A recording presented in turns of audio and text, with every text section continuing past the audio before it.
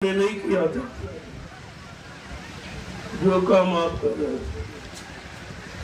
इसलिए छोटा सा आधार एक तपस्या में रखा।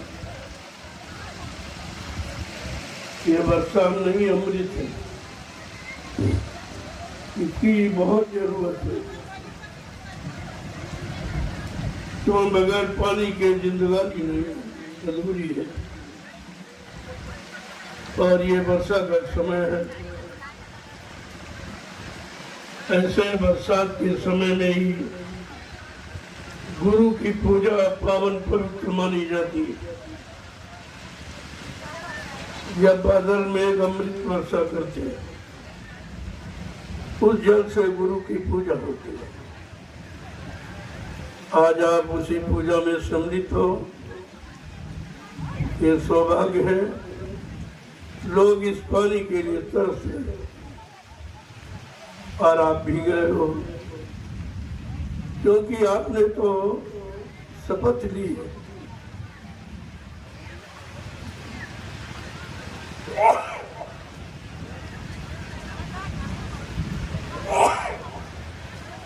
आपने शपथ खाई है कि चाहे अग्नि में जलना पड़े, चाहे पानी में भीगना पड़े, हर देश के छोर निकलना पड़े, रहे ध्यान गुरु के चरणों। गुरु के चरणों का ध्यान इतना महत्वपूर्ण है कि उसके लिए हमें कुछ भी करना पड़े। तो अभी तो आप थोड़ा सा भीग रहे हो। जहाँ अग्नि की बात है, देश को छोड़ने की बात है, अभी तो आप केवल बारिश में भीग रहे। वर्षा हो रही प्रेम की, भीगेंगे हम सब लोग। ये गुरु के प्रेम की वर्षा है, गुरु के पावन पर्व की महिमा है। इसे बोलना नहीं चाहिए। अगर बरसात नहीं होती तो पूजा अधूरी रह जाती, क्योंकि जल की आवश्यकता गुरु की पूजा में होती है। और ये जल अमृत है, जिसमें आप भीगे हो। तमाम तरह की बीमारियों में लाभ, तमाम तरह के शारीरिक अन्य रोगों में लाभ, एक तरह का नहीं कहते। इसलिए इससे क्या डरना।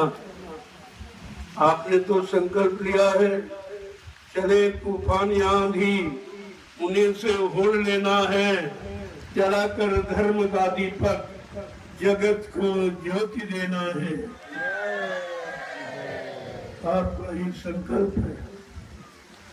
अपने संकल्प को हमेशा सामने रखो, तो सारी कठिनाइयां तुम्हारे से दूर भाग जाएंगी। ये तो बारिश का समय ही है। कितनी गर्मी थी, आप बैठ नहीं सकते। इतनी उमस थी कि आप यहाँ बैठ नहीं सकते। ऊपर से सूर्य की तपन और नीचे धरती की उमस थी। आपका बैठना बड़ा मुश्किल था, लेकिन मालिक की दया हुई और आप ठंडक में हो। एकदम परिवर्तन देखिए, गर्मी से सर्दी। इसी तरह से समय का परिवर्तन हो जाएगा और लोग ताज्जुब करेंगे, ये कैसे हो गया। तो आज ये कैसे हो गया तुम्हारे सामने है। इतनी भारी गर्मी भीषण थी, इतनी उमस थी कि यहाँ बैठना रुकना मुश्किल था अगर धूप होती, लेकिन नहीं। आज संदेश का प्रारंभिक दिन है, इसलिए थोड़ा सा भिगो कर, थोड़ा सा मोया लगाकर, थोड़े से आपको ठंडक में लाकर संदेश का शुभारंभ किया गया। ये गुरु पूजा का पावन पर्व सारे हिंदुस्तान में बड़े हर्षोल्लास के साथ मनाया जाता। सभी धर्म के लोग अपने अपने गुरु की पूजा करते हैं। ताकि गुरु शब्द की जानकारी बनी रहे कि गुरु क्या है, और साल में एक दिन गुरु के लिए, उसकी जानकारी के लिए, उनकी गौरव गरिमा को समझने के लिए ये दिन रखा गया है। और आप उसी पावन पर्व में शामिल हैं। ये तो गुरु पूजा की बात है, लेकिन आज कलयुग में आप सतगुरु की पूजा में आए हो। जितना महत्वपूर्ण है सतगुरु की पूजा, ये बड़े भाग्यशाली जीव को मिलती है। जब सतगुरु का जीव मृत्यु लोक मंडल से जाता है, जब जितने बीच के मंडल के लोग सब उसकी आरती और पूजा करते हैं, आरती उतारते कि धन्य है ये जीव जो मालिक के पास जा रहा है। वो पश्चाताप करते हैं कि हमें लोक का आनंद तो मिल रहा, लेकिन जीवात्मा का उद्धार नहीं हो रहा और मालिक का दर्शन दीदार नहीं हो रहा। इसके लिए वो पश्चाताप करते हैं। चाहे ब्रह्मा जी ब्रह्मलोक के हो, चाहे विष्णु जी विष्णुलोक के हो, चाहे शिव जी शिवलोक के हो, चाहे राम जी साकेत लोक के हो, चाहे कृष्ण जी गोलोक को हो, चाहे देवी देवता देवलोक, सब पश्चाताप करते हुए चाहे कि हमें कब अवसर मिलेगा मानव जीवन के स्वभाव का और मानव जीवन के जानकार वो संत महात्मा फकीर कब मिलेंगे, उनकी दया उनकी नाम की बरसात कब होगी। और आप उस वर्षा से भीग रहे हो, ये नाम की वर्षा, ये उद्योग नाम में ही आप आए हो, उसी के लिए आए हो, और ये वर्षा उसी को, इसे इतना भिगो कि अंदर बाहर सब ठंडक हो, शांत हो जाए, सारी गर्मी निकल जाए, इतना आपको भिगो दिया जाएगा और ये सब काम आपके धीरे धीरे ठीक हो।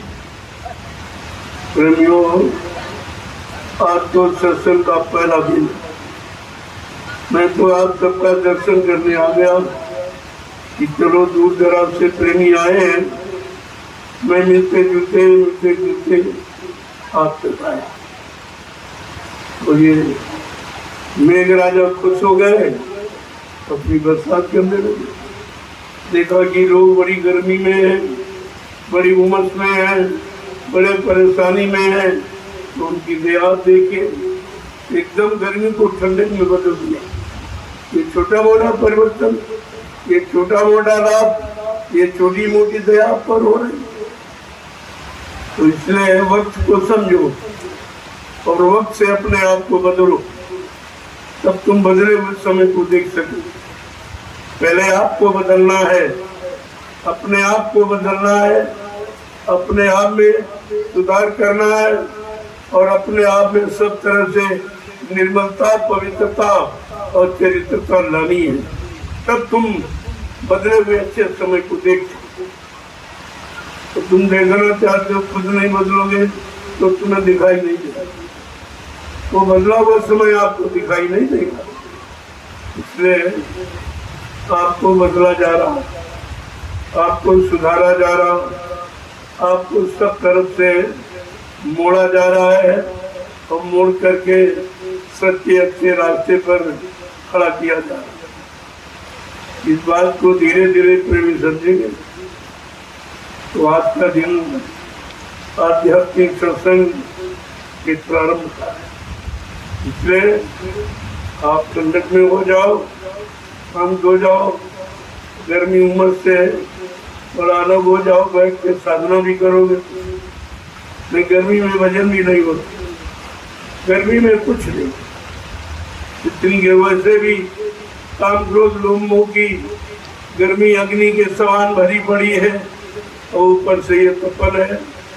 वैसे समय में ठंडक की आवश्यकता, वो आवश्यकता ये मेघ बादल आपकी पूरी करे। ये आपकी तरफ है, जहाँ जहाँ राम चले मगमाही, तहाँ तहाँ मेघ करत रक्षाही। ऐसा समय वक्त भी त्रेता में था और आज कलयुग में आपके सामने ये हो रहा। आप आए हो, ये हो रही नहीं तो बारिश, कहीं कहीं तो बिल्कुल सूखा पड़ा, और कई कई बाढ़ है। ये पहले ही आपको बताया गया था। वर्षा सूखा पड़े अकाल, जय गुरुदेव की वाणी। लेकिन इसको हंसी मजाक समझा लोगों ने, और सारी स्थितियां आपके सामने पड़ी। कहीं कहीं कई बार सब जलमग्न हो गया, डूब गया, और कहीं कहीं सूखे से सब जल गया, और जिसके कारण अकाल की स्थिति बन गई। और आप उस स्थिति में भीग रहे हो, और उन चीजों से आपका बचाव हो। दोनों चीजें, ये समृद्ध गुरु की गौरव गरिमा, तो उनकी मौज मर्जी है जो सब हमारे आप पर हो रहा। हमें आपको उस मालिक की मौज मर्जी के अनुसार चलना चाहिए और रहना चाहिए और काम करना चाहिए, तो किसी चीज की कमी नहीं होगी। कमी इस बात की है कि हम उसके अनुसार चल नहीं पाते। हम सब मन के मुताबिक चल रहे हैं, और आज से नहीं 3 युगों से आप मन का कहना मान रहे हैं, जिसके कारण ये जीवात्मा कितने युगों से बेचारी बसी पड़ी आप तक जाने। ये मन की काली करतूत के कारण, क्योंकि जीवात्मा ने मन को साथी बना दिया। जब सतलोक मंडल से चली तो बीच में तृप्ति धाम है, ये मन का स्थान है। यहीं से उससे मन को साथी बना लिया, और उससे मन से वादा किया, चलो हम तुम दोनों चलते हैं, नीचे के मंडलों को देखकर वापिस आ जाएंगे, और बिना तुमको साथ में वापिस नहीं आऊंगी। बस ये इन बचनों में बंध गई।